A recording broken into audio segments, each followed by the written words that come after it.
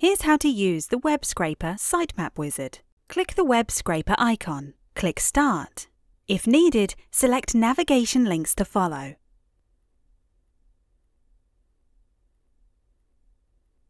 Choose whether you're scraping a listing page or individual items. Click Continue to auto-generate selectors and preview the data.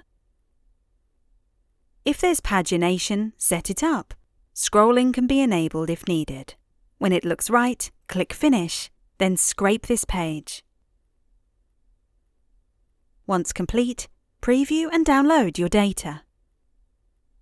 Your sitemap is saved.